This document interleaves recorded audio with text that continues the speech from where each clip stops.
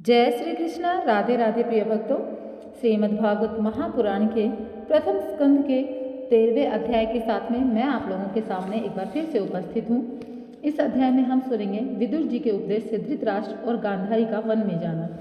देखिए, मार्गशीर्ष मास का यह 13वां अध्याय है और मार्गशीर्ष मास में भगवान श्री कृष्ण की लीलाएं सुनने से बहुत ही ज़्यादा पुण्यफल प्राप्त होता है।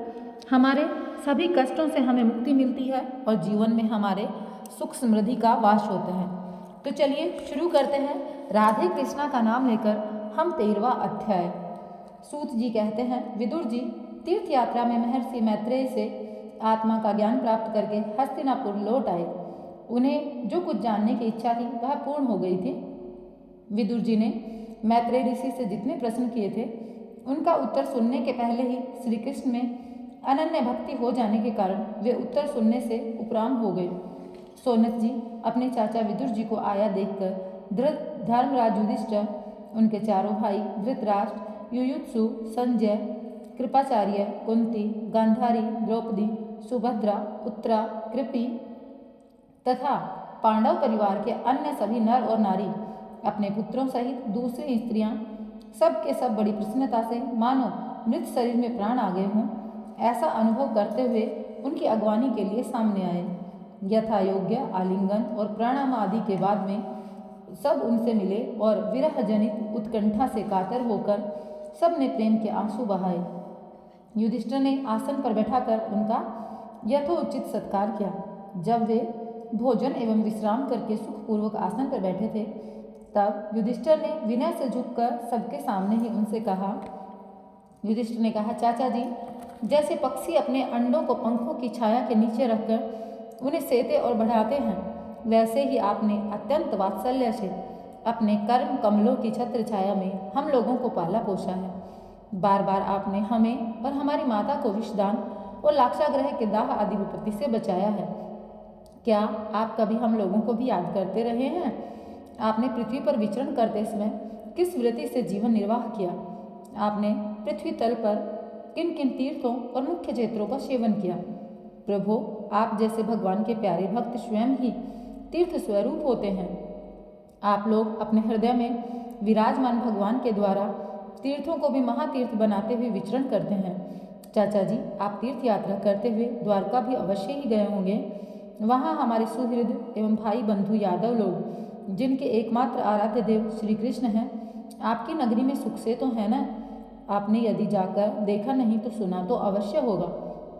युधिष्ठिर के इस प्रकार के पूछने पर विदुर जी ने तीर्थों और यदुवंशों के संबंध में जो कुछ देखा, सुना और अनुभव किया था वह सब कर्म से बतला दिया। केवल यदुवंश के विनाश की बात नहीं कही। करुण हृदय विदुर जी पांडवों को दुखी नहीं देख सकते थे, इसलिए उन्होंने यह अप्रिय एवं असह्य घटना पांडवों को नहीं सुनाई, क्योंकि वह तो स्वयं ही प्रकट होने वाली थी। पांडव विदुर जी का देवता के समान सेवा सत्कार करते थे। वे कुछ दिनों तक अपने बड़े भाई धृतराष्ट्र की कल्याण कामना से सब लोगों को प्रसन्न करते हुए सुखपूर्वक हस्तिनापुर में रहे। विदुर जी तो साक्षात धर्मराज थे। मांडव्य ऋषि के श्राप से ये 100 वर्षों के लिए शूद्र बन गए थे। इतने दिनों तक यमराज के पद पर अर्यमा थे और वही पापियों को उचित दंड देते थे। ये कैसे वहाँ पर शूद्र बन गए थे उसके पीछे की कथा बताती हूँ। एक समय किसी राजा के अनुचरों ने कुछ चोरों को मांडव्य ऋषि के आश्रम पर पकड़ा। उन्होंने समझा कि ऋषि भी चोरों में शामिल होंगे, अतः वे भी पकड़ लिए गए और राजाज्ञा से सबके सामने उनको भी शूली पर चढ़ा दिया गया। राजा यह पता लगते ही कि ये महात्मा है, ऋषि को शूली से उतरवा देते हैं और हाथ जोड़कर उनसे अपना अपराध क्षमा कराते हैं। मांडव्य जी ने यमराज के पास जाकर पूछा, मुझे किस पाप के फलस्वरूप यह दंड मिला? तब यमराज जी ने बताया, आपने लड़कपन में एक टिड्डी को कुश की नोक से छेद दिया था, इसलिए ऐसा हुआ। इस पर मुनि ने कहा, मैंने अज्ञानवश ऐसा किया होगा। उस छोटे से अपराध के लिए तुमने मुझे बड़ा कठोर दंड दिया, इसलिए तुम 100 वर्षों तक शूद्र योनि में रहोगे। मांडव जी के इस शाप से यमराज ने विदुर जी के रूप में अवतार लिया था। तो यहाँ पर जब इतने दिनों तक यमराज जी के पद पर अर्यमा थे और वही पापियों को उचित दंड देते थे, राज्य प्राप्त होने पर अपने लोकपालों सरीखे भाइयों के साथ राजा युधिष्ठिर वंशधर परीक्षित को लेकर अपनी अतुल संपत्ति से आनंदित रहने लगे। इस प्रकार पांडव गृहस्थ के काम धंधों में रम गए थे और उन्होंने पीछे एक प्रकार से यह बात भूल गए थे कि अनजान में ही हमारा जीवन मृत्यु की ओर जा रहा है। अब देखते देखते उनके सामने वह समय आ चुका जिसे कोई टाल नहीं सकता था। परंतु विदुर जी ने काल की गति जानकर अपने बड़े भाई धृतराष्ट्र से कहा, महाराज देखिए, अब बड़ा भयंकर समय आ गया, झटपट यहाँ से निकल चलिए। हम सब लोगों के सिर पर सर्वसमर्थ काल मंडराने लगा है, जिसके टालने का कहीं भी कोई उपाय नहीं है। काल के वशीभूत होकर जीव का अपने प्रियतम प्राणों से भी बात ही बात में वियोग हो जाता है। फिर धन जन आदि दूसरी वस्तुओं की तो बात ही क्या। आपके चाचा, ताऊ, भाई, सगे संबंधी, पुत्र सभी मारे गए। आपकी उम्र भी ढल चुकी, शरीर बुढ़ापे का शिकार हो गया। आप पराए घर में पड़े हैं। ओह, इस प्राणी को जीवित रहने की कितनी प्रबल इच्छा होती है। इसी के कारण तो आपका भीम का दिया हुआ टुकड़ा खाकर कुत्ते जैसा जीवन बिता रहे हैं। जिनको आपने आग में जलाने की चेष्टा की, विष देकर मार डालना चाहा, भरी सभा में जिनकी विवाहिता पत्नी को अपमानित किया, जिनकी भूमि और धन छीन लिए, उन्हीं के अंश से पले हुए प्राणों को रखने में क्या गौरव है। आपके अज्ञान की हद हो गई। अब भी आप जीना चाहते हैं, परंतु आपके चाहने से क्या होगा। पुराने वस्त्र की तरह बुढ़ापे से गला हुआ आपका शरीर आपके न चाहने पर भी छीन हुआ जा रहा है। अब इस शरीर से आपका कोई स्वार्थ सधने वाला नहीं है। इसमें फंसिए मत। इसकी ममता का बंधन काट डालिए। जो संसार के संबंधियों से अलग रहकर उनके अनजाने में ही अपने शरीर का त्याग करता है, वही धीर कहा जाता है। चाहे अपनी समझ से हो या दूसरे के समझाने से। जो इस संसार को दुख स्वरूप समझकर इससे विरक्त हो जाता है, वह अपने अंतःकरण को वश में करके हृदय में भगवान को धारण कर संन्यास के लिए घर से निकल पड़ता है, वही उत्तम मनुष्य है। इसके आगे जो समय आने वाला है, वह प्राय मनुष्यों के गुणों को घटाने वाला होगा। इसलिए आप अपने कुटुंबियों से छिपकर उत्तराखंड में चले जाइए। जब छोटे भाई विदुर ने अंधे राजा धृतराष्ट्र को इस प्रकार समझाया, तब उनकी प्रजा के नेत्र खुल गए। वे भाई बंधुओं के सुदृढ़ स्नेह पाशों को काटकर अपने छोटे भाई विदुर के दिखलाए हुए मार्ग से निकल पड़े। जब परम पतिव्रता सुबल नंदिनी गांधारी ने देखा कि मेरे पतिदेव तो उस हिमालय की यात्रा कर रहे हैं जो सन्यासियों को वैसा ही सुख देता है जैसा वीर पुरुष को लड़ाई के मैदान में अपने शत्रु के द्वारा किए गए न्यायोचित प्रहार से होता है, तब वे भी उनके पीछे पीछे चल पड़ी। अजातशत्रु युधिष्ठिर ने प्रातःकाल संध्या वंदन तथा अग्निहोत्र करके ब्राह्मणों को नमस्कार किया, उन्हें तिल, गो, भूमि और सोने का दान दिया। इसके बाद जब वे गुरुजनों की चरण वंदना के लिए राजमहल में गए, तब उन्हें धृतराष्ट्र, विदुर तथा गांधारी के दर्शन नहीं हुए। युधिष्ठिर ने उद्विग्नचित्त होकर वहीं बैठे हुए संजय से पूछा, संजय, मेरे वे वृद्ध और नेत्रहीन पिता धृतराष्ट्र कहाँ हैं? पुत्र शोक से पीड़ित दुखिया माता गांधारी और मेरे परम हितैषी चाचा विदुर कहाँ चले गए? ताऊ जी अपने पुत्रों और बंधु बांधवों के मारे जाने से दुखी थे। मैं बड़ा मंद बुद्धि हूँ, कहीं मुझसे किसी अपराध की आशंका करके वे माता गांधारी सहित गंगा जी में तो नहीं कूद पड़े। जब हमारे पिता पांडु की मृत्यु हो गई थी और हम लोग नन्हे नन्हे बच्चे थे, तब इन्हों दोनों चाचा चाचियों ने बड़े बड़े दुखों से हमें बचाया था। वे हम पर बड़ा ही प्रेम रखते थे। हाय, वे कहाँ चले गए? सूत जी कहते हैं, संजय अपने स्वामी धृतराष्ट्र को न पाकर कृपा और स्नेह की विकलता से अत्यंत पीड़ित और विरह आतुर हो रहे थे। वे युधिष्ठिर को कुछ उत्तर न दे सके। फिर धीरे धीरे बुद्धि के द्वारा उन्होंने अपने चित्त को स्थिर किया, हाथों से आंखों के आंसू पोंछे और अपने स्वामी धृतराष्ट्र के चरणों का स्मरण करते हुए युधिष्ठिर से कहने लगे। संजय बोले, कुलनंदन, मुझे आपके दोनों चाचा और गांधारी के संकल्प का कुछ भी पता नहीं। महाबाहो, मुझे तो उन महात्माओं ने ठग लिया। संजय इस प्रकार कह ही रहे थे कि तुम्बुरु के साथ देवर्षि नारद वहां आ पहुंचे। महाराज युधिष्ठिर ने भाइयों सहित उठकर उन्हें प्रणाम किया। उनका सम्मान करते हुए बोले। युधिष्ठिर ने कहा, भगवान, मुझे अपने दोनों चाचाओं का पता नहीं लग रहा। न जाने वे दोनों और पुत्र शोक से व्याकुल तपस्विनी माता गांधारी यहाँ से कहाँ चले गए। भगवान, अपार समुद्र में कर्णधार के समान आप ही हमारे पारदर्शक हैं। तब भगवान के परम भक्त भगवत मन्य देवर्षि नारद ने कहा, धर्मराज, तुम किसी के लिए शोक मत करो, क्योंकि यह सारा जगत ईश्वर के वश में है। सारे लोग और लोकपाल विवश होकर ईश्वर की ही आज्ञा का पालन करते हैं। वहीं एक प्राणी को दूसरे प्राणी से मिलाता है और वही उनसे अलग करता है। जैसे बैल बड़ी रस्सी में बंधे और छोटी रस्सी से नथे रहकर अपने स्वामी का भार ढोते हैं, उसी प्रकार मनुष्य भी वर्णाश्रम आदि अनेक प्रकार के नामों से वेद रूप रस्सी में बंधकर ईश्वर की ही आज्ञा का अनुसरण करते हैं।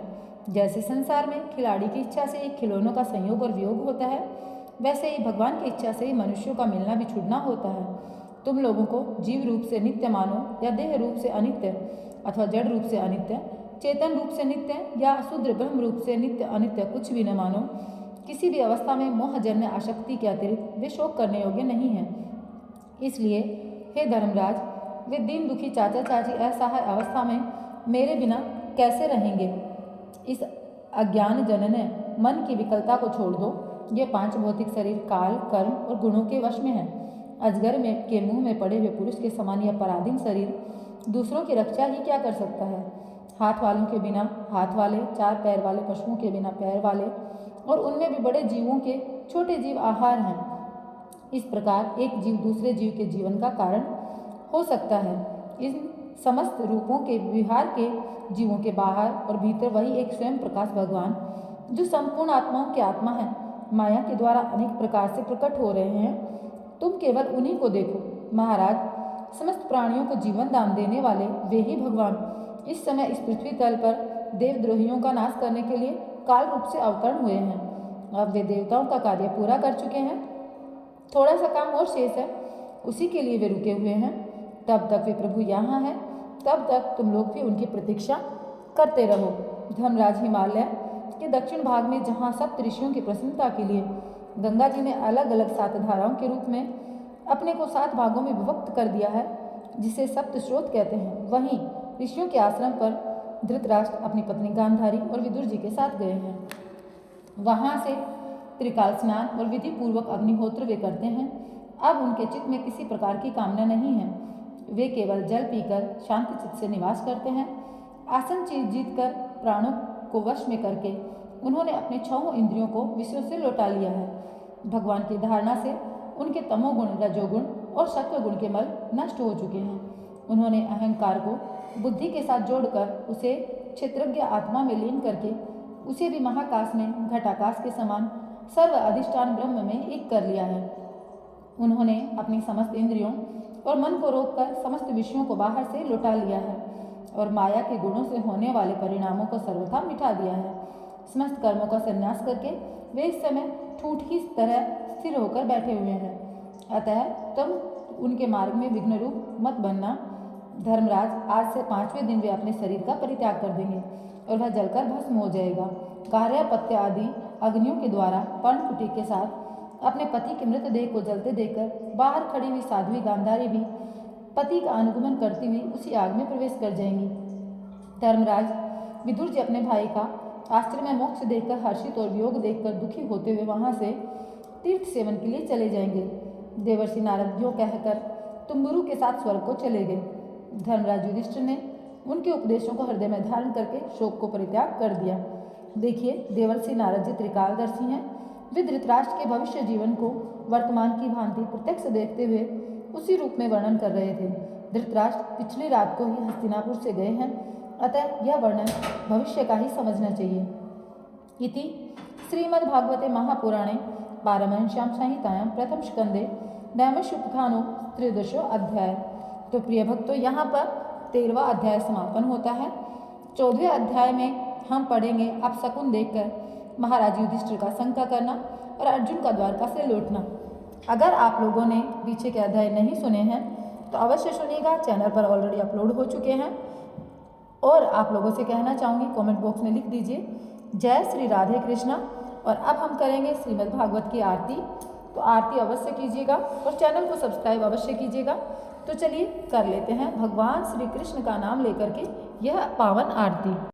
आरती अति पावन पुराण की, धर्म भक्ति विज्ञान खान की। आरती अति पावन पुराण की, धर्म भक्ति विज्ञान खान की। महापुराण भागवत निर्मल, शुक मुख विगलित निगम कल्प फल। परमानंद सुधारस में कर, लीलारति रस रस निधान की। आरती अति पावन पुराण की, धर्म भक्ति विज्ञान खान की।